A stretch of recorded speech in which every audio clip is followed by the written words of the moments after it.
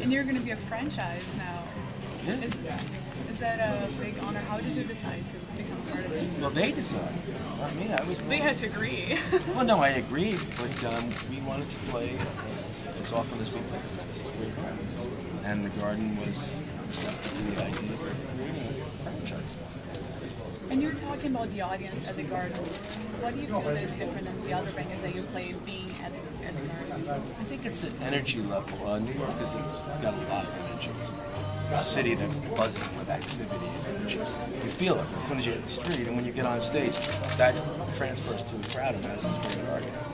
And there's a lot of history, just great sporting events, great moments, great music, great entertainment, and the way to see it. And as a New Yorker, how did you feel like being able to give back to Sandy concert and the Sandy people that were affected? Well, that was something that we wanted to do very much. Every time there's been a crisis, we try to do that. We can't be first responders, but we can be second responders. All right. Thank you. So Stephanie, Hi. hold on. I'm sorry. Did you want someone else? We have No problem. Hi, sorry. That's okay. It's good to see you again at the opera. I was record signing many years ago, and I was thinking now about record stores. People don't really have the chance to interact with their fans on a regular basis like that.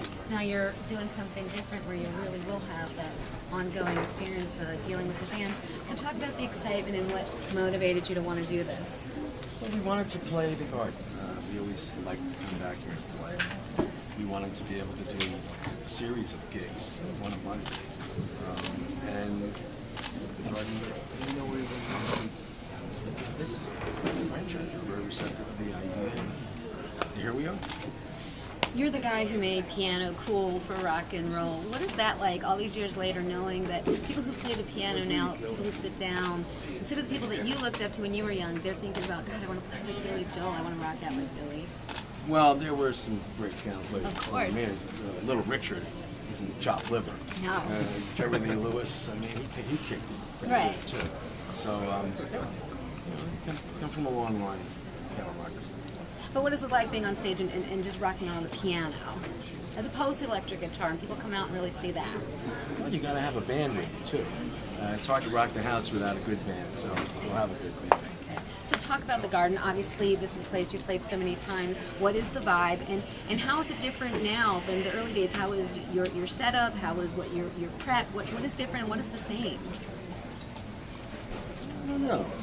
I've been asked that. What's your ritual before you go on stage?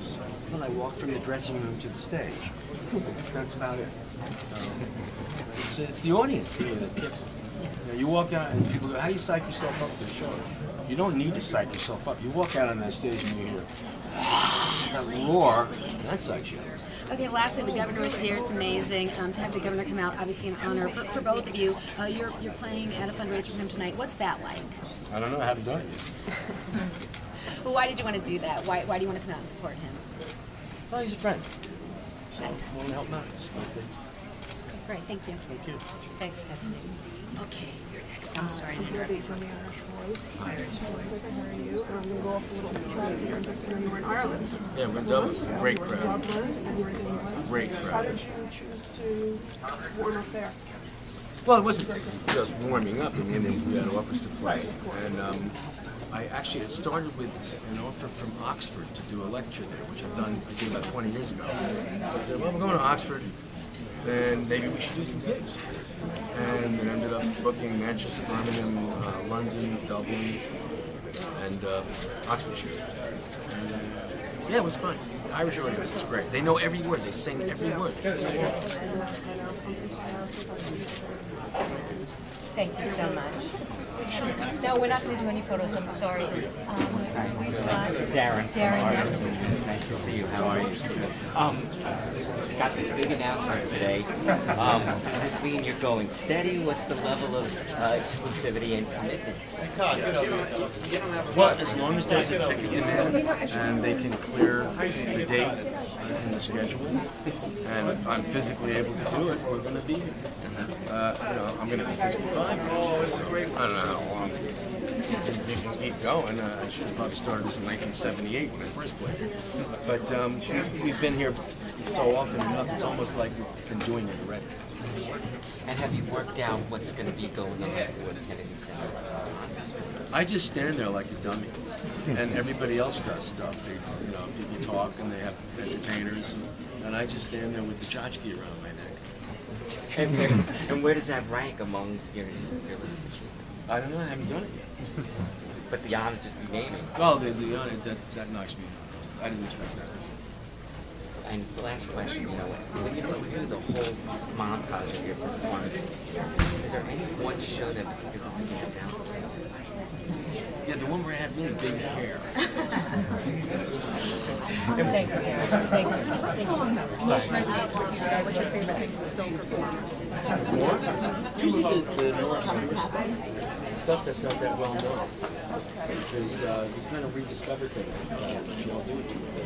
Is there a rule to play Piano Man every time, or Uptown Girl, especially here? No. In England we did Uptown Girl, but I haven't done that for years. It kind of wrecks my throat. But they really like it over there. So if you didn't do Piano Man, I think a lot of people would be disappointed. There's some songs that are kind of like evergreens you're going to do, but that doesn't mean you have to do every single hit. I like the album tracks. What was going through your head up there? People were speaking to being part of It was kind of overwhelming. That's why I wanted to say, you're giving me way too much credit here. A lot of it is the audience that comes to the garden. This great energy, enthusiasm coming from the crowd, and the noise they make, and the way the stage rocks when you're playing. It never gets old, does it? No, it's really it's a thrill. Do you know you're a rock god? Thank you. No, I don't. Thank you so much. And you are? Yes. Rob.